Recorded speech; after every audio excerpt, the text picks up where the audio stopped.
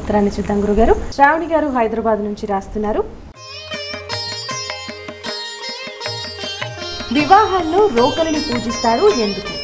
వివాహంలో రోకలిని పూజించడంలో ఉండే అంతరార్థం ఏమిటి అంటే, రోకలి లక్ష్మి స్పెశ్చ కపాలాని చానిహోగ్ద్ర అని మనకి వేదంలో ఈ సందర్భంగా ఒక మంత్రం చెబుతూ అక్కడ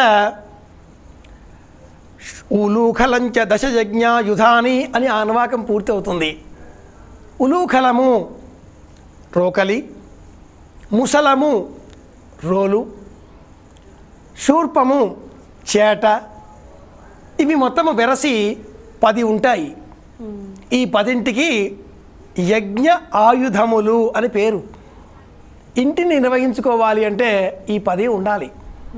ఈ ఇంటికి ఒక అమ్మాయి ఇంటిని నిర్మించే నిమిత్తమై రాబోతున్నది. ఇల్లాలు అన్న పదం ఉందే కానీ ఇల్లాడు అన్న పదం లేదు. ఈ ఇంటికి ఒక అమ్మాయి వస్తే ఆ వచ్చే అమ్మాయి ఈ 10 విధములైన యజ్ఞ ఆయుధములతో వంట చేస్తుంది, దేవతారాధనకై ధర్మకార్య నిర్వహణకై సహకారం అందిస్తుంది. కనుక పసుపులు దంచడం అన్న పేరిట, కొట్నం అన్న పేరిట కొన్ని ప్రాంతాలలో వివాహం కంటే పూర్వం పసుపులు దంచే కార్యక్రమం అన్న పేరిట రోలు, రోకలి, కుందెన, అలాగే సాన వీటికి పూజ చేస్తారు. చేట, వివాహంలో కూడా చిన్న చేటలని మూసి వాయనం అన్న పేరిట తాంబూలంగా ఇవ్వడం కూడా మనం చూస్తూనే ఉంటాం.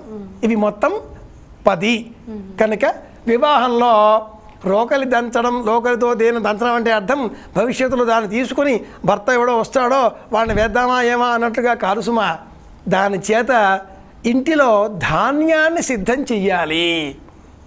యవ, గోధుమలు, జొన్నలు ఇలాంటి ధాన్య రాశిని రాశిగా పోసి దంచి నైవేద్యంగా వంటకాలు సిద్ధం చేసి భగవదర్పణం చేసి, గృహస్థ ధర్మం ఎంత గొప్పది అంటే 4 విధాలుగా ఉండేటటువంటి సనాతన ధర్మము బ్రహ్మచర్యము, గృహస్థము, వానప్రస్థము, సన్యాసము అనే ఈ 4 కూడా రెండవది అయినటువంటి గృహస్థ ధర్మం మీదనే ఆధారపడి ఉండాలి.